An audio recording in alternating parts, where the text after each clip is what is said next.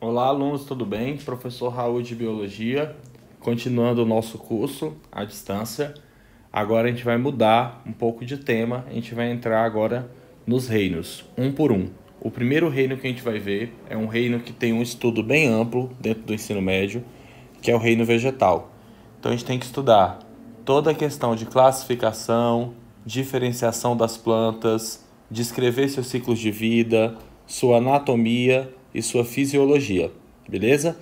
Esse é o nosso primeiro encontro de botânica. Espero que vocês gostem, que vocês entendam essa matéria, que muita gente acaba achando meio que chata, né? Reino vegetal o povo acha meio chato.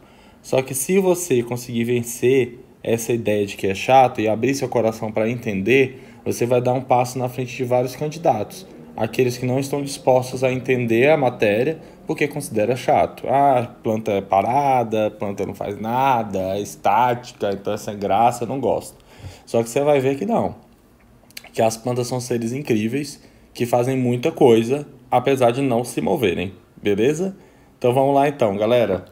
Primeiramente, a gente vai dividir os grupos de plantas em dois grandes grupos. Essa nossa primeira aula é apenas sobre criptógamas e a gente vai ver o que significa esse conceito já já. Então esse primeiro encontro é sobre criptógamas, então nós vamos abordar briófitas e pteridófitas. O que a gente tem que saber, galera? A gente tem que saber descrever o ciclo de vida de cada um dos grupos vegetais, briófita, pteridófita, gimnosperma e angiosperma, e saber diferenciá-los. Isso é muito importante. Onde que surgiu a semente? Onde que surgiu o fruto? Onde que surgiu vasos condutores de seiva? Quem não tem vaso condutor de seiva? Isso é muito importante da gente saber, beleza? Então esse é o nosso objetivo nos nossos encontros. Caracterizar os grupos vegetais e descrever seus ciclos de vida, porque é assim que o vestibular cobra, beleza? Quando a gente chegar sempre em um reino, a gente vai ver as características principais dele.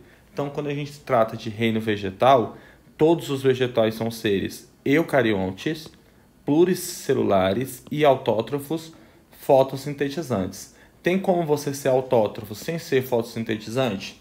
Pensa aí. Tem. Quando você realiza um outro processo de obtenção de moléculas de glicose chamado de quimiossíntese, beleza? Só que planta só é fotossintetizante. Planta não faz quimiossíntese. Pensa aí em uma criatura, em um ser que faça quimiossíntese. Bactéria. Beleza? Perfeito. E toda planta é pluricelular. Não existe planta unicelular. Aquele negocinho verdinho lá que você vê, unicelular, autótrofo fotossintetizante, eucarionte, isso aí é uma alga. Não entra aqui no reino vegetal. Beleza? Vamos lá então. Galera, quando a gente estuda botânica, vocês já devem estar careca de ouvir isso aqui, a gente tem esses quatro grupos: briófitas, pteridófitas, gimnospermas e angiospermas. Nós vamos passar por todos esses grupos, conhecendo seus ciclos de vida e vendo as suas diferenciações. Essa filogenia aqui é extremamente cobrada em prova e o ideal é que você saiba montar ela sozinho, ao final do nosso curso, ao final dos seus estudos. Todas as algas, galera, todas as plantas, elas são descendentes das algas verdes, que são os ancestrais comuns dela aqui, ó, as algas verdes, beleza? O que diferencia uma alga verde de todas as outras plantas, né? Aqui começa o reino vegetal, ó, briófito, pteridófito, gimnosperma e angiosperma. O fato das algas verdes apresentarem dois tecidos muito importantes para a adaptação na vida terrestre. Então, ó, vou pegar uma coisinha aqui. Aqui, ó. Quando as algas verdes resolveram não, né? Elas não decidiram isso. O processo evolutivo acabou culminando nisso, né? A viver no ambiente terrestre, elas tiveram que, né, desenvolver o quê? O que foi requisitado, o que o processo evolutivo requisitou para que essas algas conseguissem evoluir e conseguissem dominar o ambiente terrestre, formando o grupo vegetal. Elas tinham que ter tecido de sustentação para vencer a gravidade aqui. Gravidade. E tecido de revestimento para não perder água. Porque se você está vivendo dentro do ambiente aquático, você não precisa se preocupar com perda de água. Aqui fora não, aqui fora você tem que se preocupar. Então isso aqui é para não perder H2O. Não perder H2O. Beleza? Então, a partir do momento que o processo evolutivo deu às algas tecido de sustentação e tecido de revestimento, aí a gente começa a falar das plantas. O primeiro grupo vegetal, que é o grupo mais simples que tem, são as briófitas. As briófitas a gente vai ver na aula de hoje toda a caracterização delas. Beleza? São os musgos. O processo evolutivo foi acontecendo, surgiram os vasos condutores de seiva, xilema e floema. A partir do surgimento dos vasos condutores de seiva, eu tenho aqui um segundo grupo, as pteridófitas. O processo evolutivo continua andando, surge semente, grão de pólen e o estróbilo, que aí dá origem às gimnospermas, que são os pinheiros. Com o surgimento da flor e do fruto, a gente tem as plantas mais complexas que nós temos hoje, que são as angiospermas. Lembrando, coisa muito importante que ele pode cobrar em prova. Esse processo evolutivo que sai de alga verde e caminha até a angiosperma não visava fazer esse caminho. Esse caminho aconteceu completamente ao acaso. E outra, as plantas não pararam de evoluir. Às vezes, quando a gente estuda, a gente escuta toda essa história aqui das plantas acrescentando complexidades aqui, né, em azul, para chegar nas angiospermas. A gente acha, então agora pronto, agora fechou, era isso que o processo evolutivo queria chegar, era nas angiospermas, já chegou, parou. Não, o processo evolutivo das plantas continua. As angiospermas podem virar, né, podem desaparecer, porque o processo evolutivo continua, ou podem se tornar menos complexas ou mais complexas. O processo evolutivo está aí para isso. Beleza? Ao final do nosso curso, eu quero que você consiga montar essa filogenia aqui sozinho, botando os grupos em ordem e as novidades evolutivas que surgem, porque isso aqui cai muito em prova. Ele apaga isso aqui, né, e pergunta, número 1 é o quê? 2, 3, 4. Sempre ele faz isso, beleza? Olha só. As plantas, o reino vegetal, a gente pode classificar ele em dois grandes grupos, as criptógamas e as fanerógamas. Cripto significa escondido. Cripto significa escondido. Beleza? E gama é casamento. Quem ama mora no gama. Casamento. Então, o casamento escondido, como assim? Quando o encontro de gametas no processo reprodutivo dessa planta acontece uma estrutura não aparente, ela é chamada de criptógama.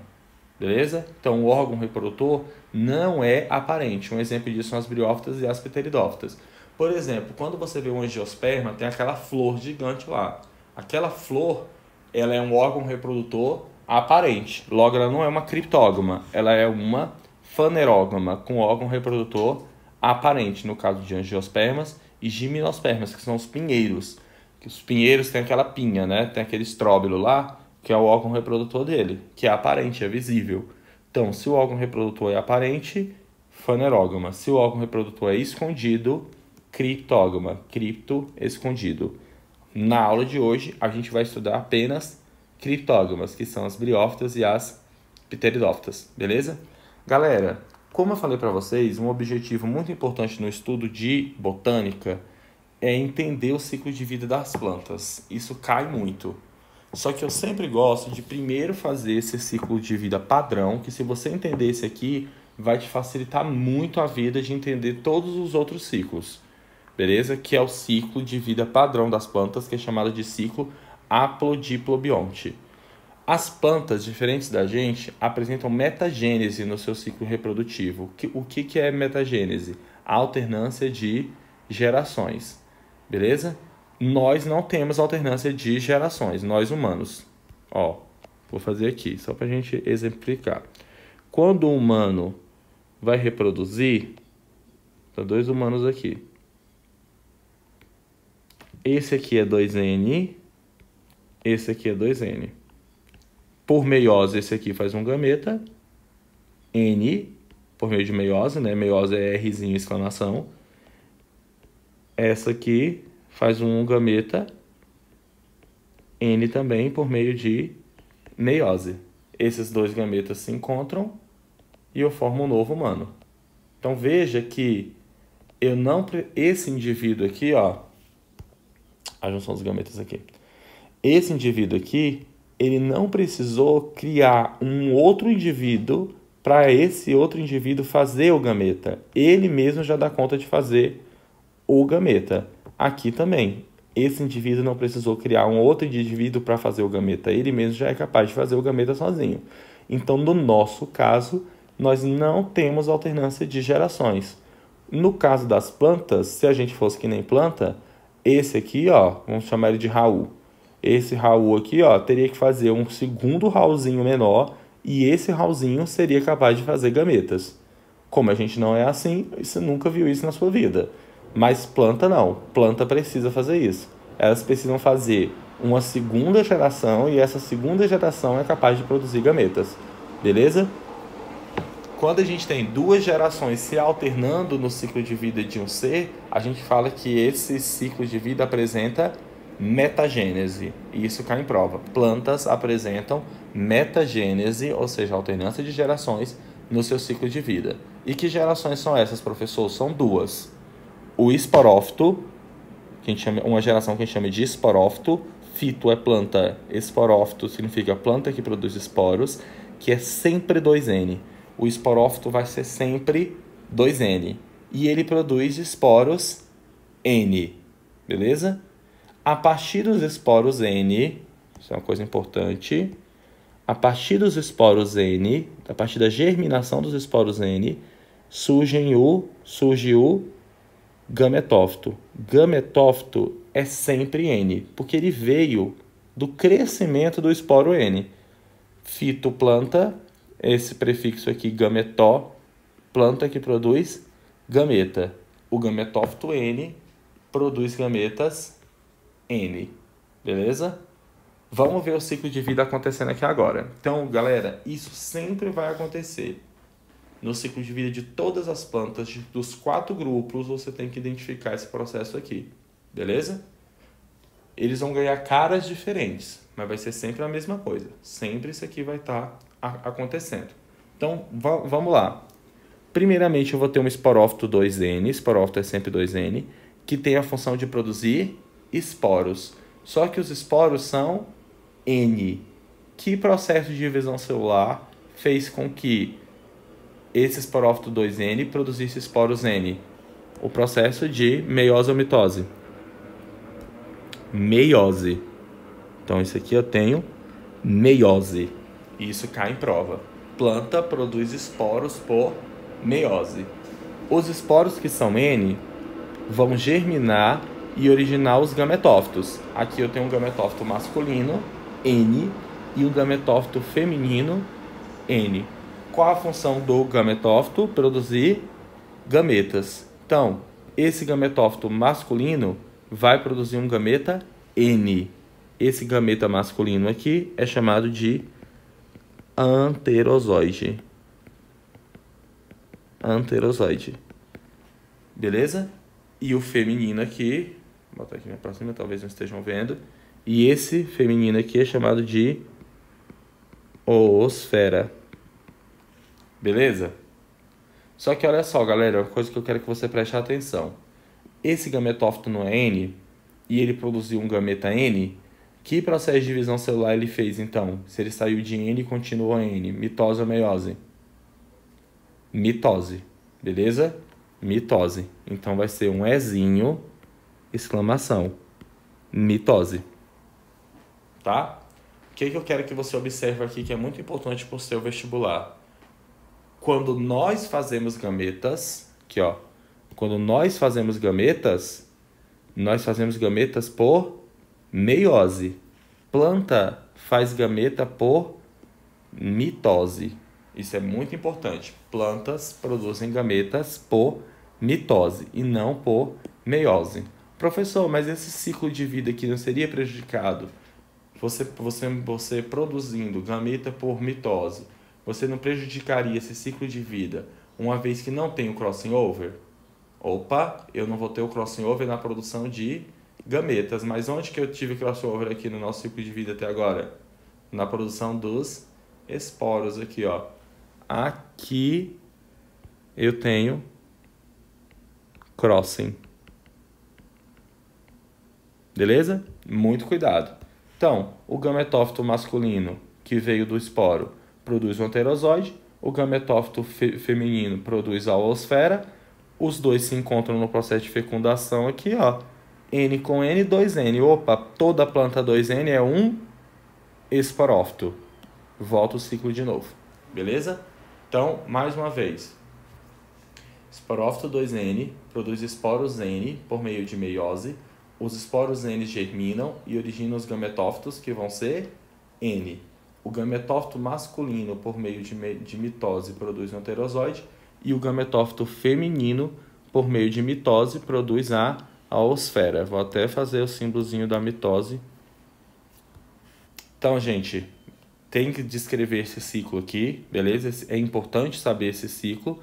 E eu aconselho vocês a transformar esse diagrama aqui, né? Essa representação aqui em desenho, desse ciclo de vida haplodipobionte de todas as plantas, né, em texto, que facilita muito o aprendizado de vocês. Beleza? Descreve o esporófito 2N, por meio de meiose, produz esporos N que germinam, e aí isso vai ficar bem claro na sua mente. Beleza?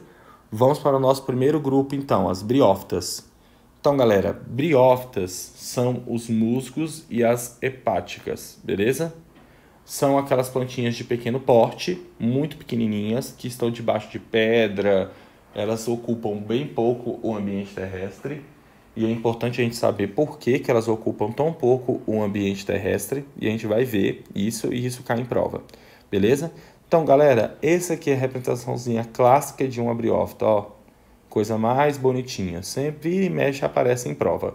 Quais são as características importantes que a gente tem que levar aí na nossa mente sobre as briófitas? Primeiro, as briófitas são os musgos e elas são avasculares. Quando eu digo que elas são avasculares, eu estou falando que elas não têm vasos condutores de seiva. Seiva bruta nem de seiva elaborada. Não tem os canais por onde a seiva corre no corpo da planta. Isso aqui costuma muito cair em prova, mas costuma cair mais, que é mais importante ainda do candidato saber, são as consequências dessa planta ser avascular. Uma consequência é que ela vai ter um pequeno porte, porque se ela não tem vaso condutor de seiva, não tem como a água chegar a tempo de manter essa célula viva se ela for muito grande. Então, geralmente, as briófitas são pequenininhas. E o que limita o tamanho das briófitas é o fato delas não terem vasos condutores de seiva. Então, elas são de pequeno porte. E, galera, tem uma coisa. Quando a gente pede para uma criancinha desenhar uma folha, ela já vai desenhar a folha assim, ó. Beleza? Quando eu desenho uma folha, o que são esses riscos que eu fiz aqui no meio da folha? Isso aqui são os vasos da folha. Então, a gente definiu em botânica que se uma folha não tem vaso, eu não posso chamar essa folha de verdade. Nem essa raiz de verdade, nem esse caule de verdade. Então, a gente fala que briófita não tem órgãos verdadeiros. Então, o vestibular gosta muito de pegar o candidato nisso. Ó, eu não vou chamar de raiz, eu vou chamar de rizóide. Eu não vou chamar de folha, eu vou chamar de filóide. Eu não vou chamar de caule, eu vou chamar de caloide, no caso de briófita. Por quê? Porque briófitas não possuem vasos e uma folha de verdade tem que ter os vasos. Outra coisa é o pequeno porte. Galera, mas pelo amor de Deus, não vão cair assim no engano de achar que porque briófita tem pequeno porte, toda planta de pequeno porte é briófita. Já vi gente errando questão por causa disso. Por exemplo, sei lá, grama, pelo amor de Deus, né? Embora ela seja pequena, ela não é uma briófita. Toda briófita é pequena, mas nem toda planta pequena é uma briófita, beleza? Galera, posso garantir para vocês que 90% das plantas que vocês conhecem, na cabeça de vocês aí, é angiosperma. Então, se o vestibular tá falando e não é um pinheiro, não é uma samambaia, ou não é um musgo, você pode ter, chuta que é angiosperma, que eu te garanto que você vai acertar. E P, angiosperma, obviamente, aquela flor lá enorme.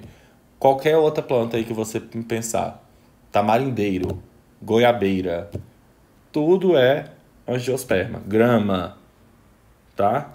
Orquídea, tudo angiosperma. tá? Galera, como a gente viu no nosso quadro passado, a gente tem duas gerações, né? O gametófito e o esporófito. Só que eu sempre vou ter uma fase dominante. Um vai estar o tempo inteiro lá para você ver. Sempre que você olhar você para a planta, você vai ver aquela geração na sua frente. E uma outra geração, ela é passageira. Ela aparece quando a planta está reproduzindo e depois ela some. A geração que está sempre lá é chamada de geração dominante. Essa geração pode ser o gametófito ou o esporófito. Uma coisa importante aqui agora, para você levar para a vida, é que só briófita tem como fase duradoura ou dominante o gametófito, só briófita. Então, qualquer outra, os outros três grupos, Pteridófita, Gimnosperma e Angiosperma, todas a fase dominante vai ser o esporófito, beleza? Gametófito só é fase dominante aqui em briófita. E elas são dependentes da água para a reprodução, e a gente vai ver por quê. E essa dependência da água para a reprodução delas limita a dominância do ambiente terrestre por meio das briófitas. Então, você só vai ter briófita perto de cachoeira, perto de um lugar que está com bastante água o tempo inteiro, porque senão ela não consegue reproduzir. Então, ela não domina muito o ambiente terrestre. Conforme a gente for andando nas aulas de botânica, a dominância do ambiente terrestre ela vai aumentando pelos vegetais. Por isso que você só conhece mais a angiosperma, porque são elas que dominam tudo. Beleza? Olha aqui, ó.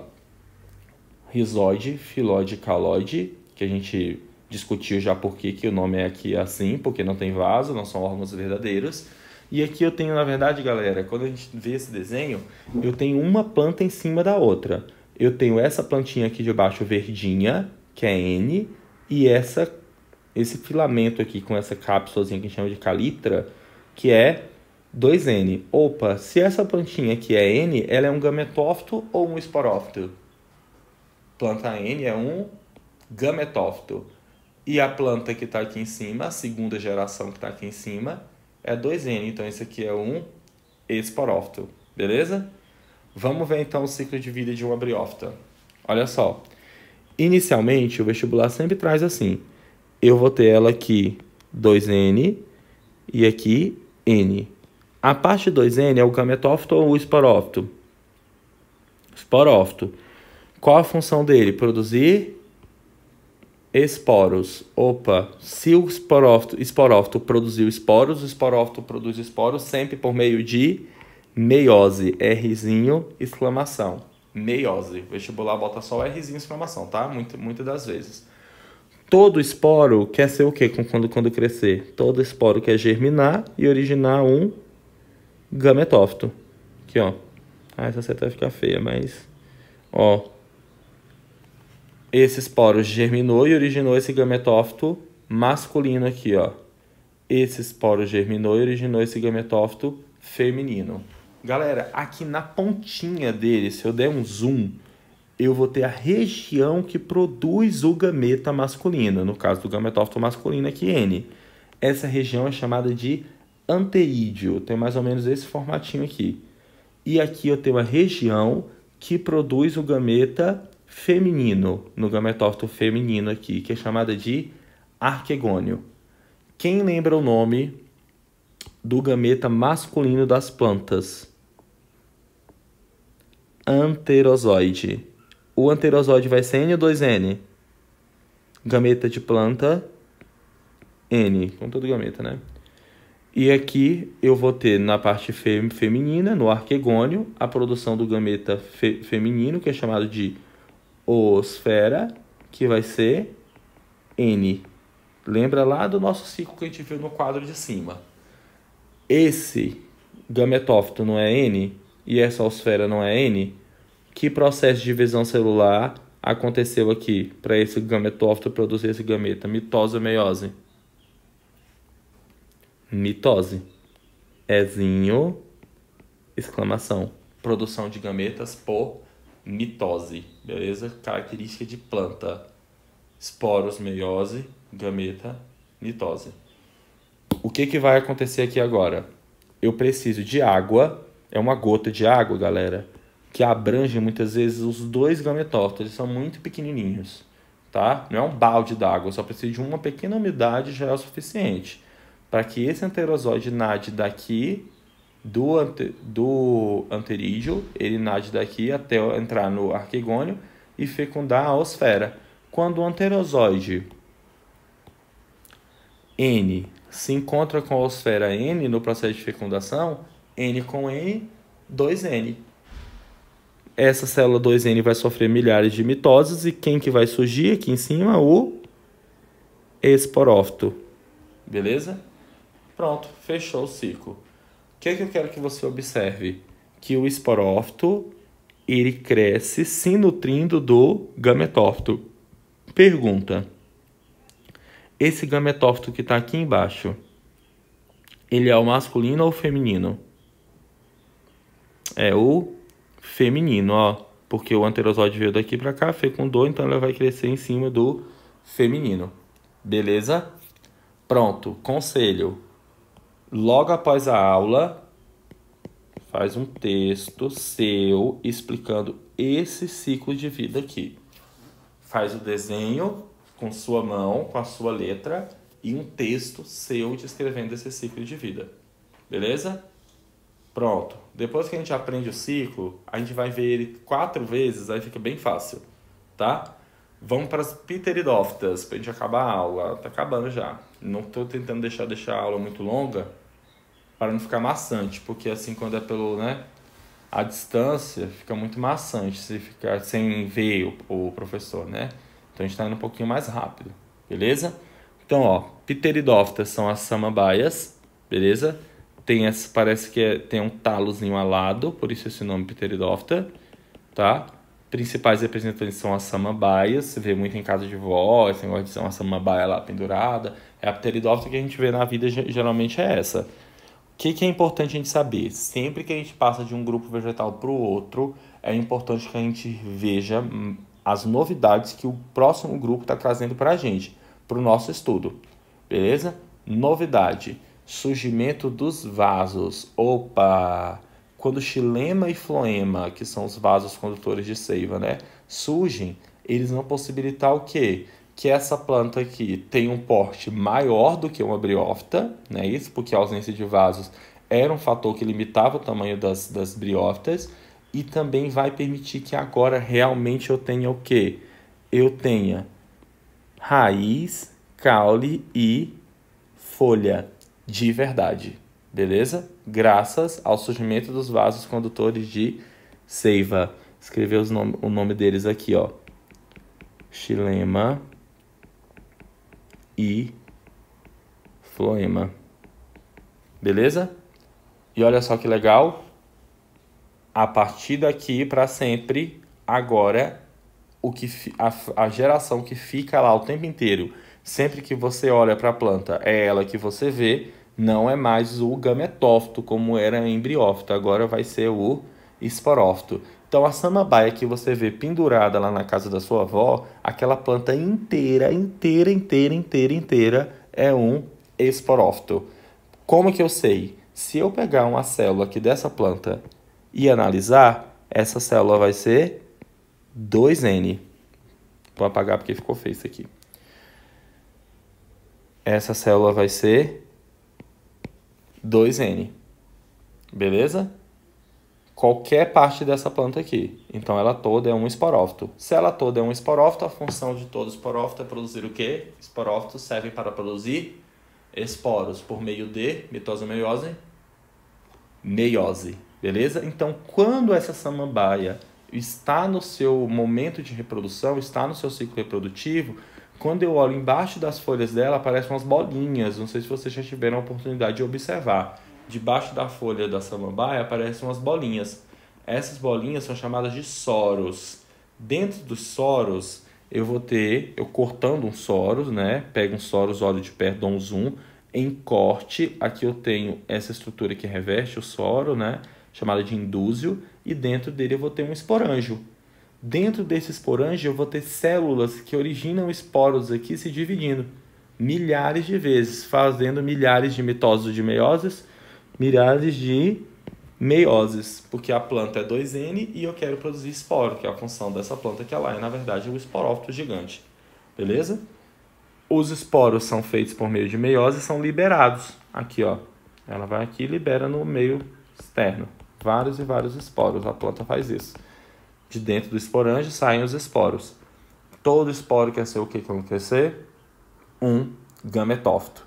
Então, um esporo chegando em um ambiente propício, ele vai germinar e vai originar o gametófito. O gametófito de pteridófita, galera, ele é tão legal que ele cai tanto em prova porque ele é muito legal, beleza? Ele tem essa carinha, que ele é um coraçãozinho. O meu nem ficou assim tão coraçãozinho, mas eu vou melhorar ele.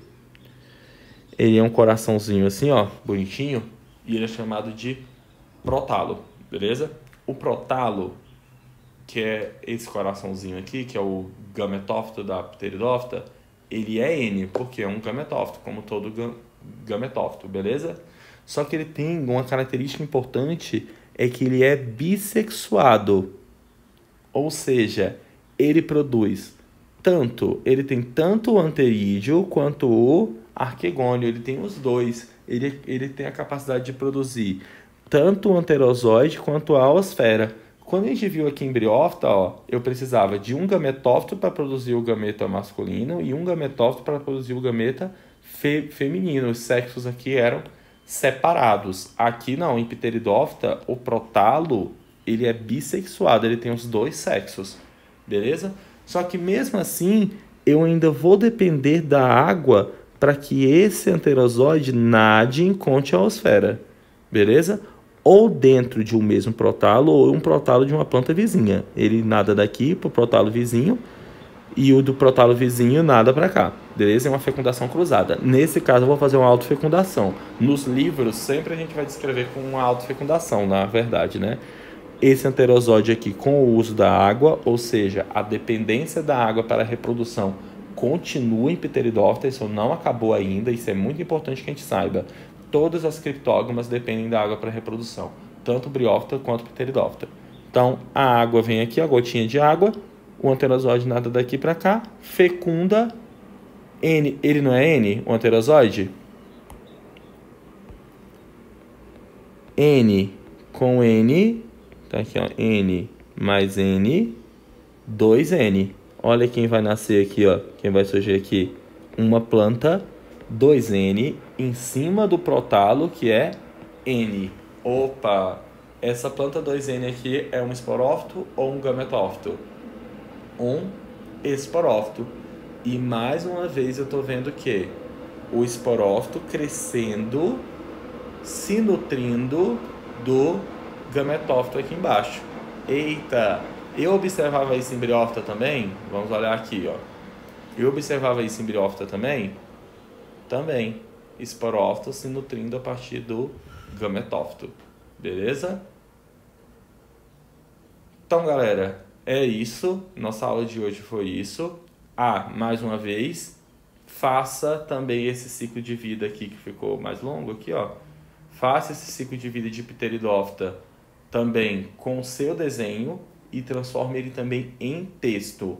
Eu aconselho você a ter uma fichazinha de cada grupo vegetal. Uma fichazinha pequena de briófita, uma fichazinha pequena de pteridófita com o ciclo de vida, características principais, gimnosperma e angiosperma. Beleza? Aqueles flashcards ajuda muito se você tiver um para cada grupo. Fica perfeito.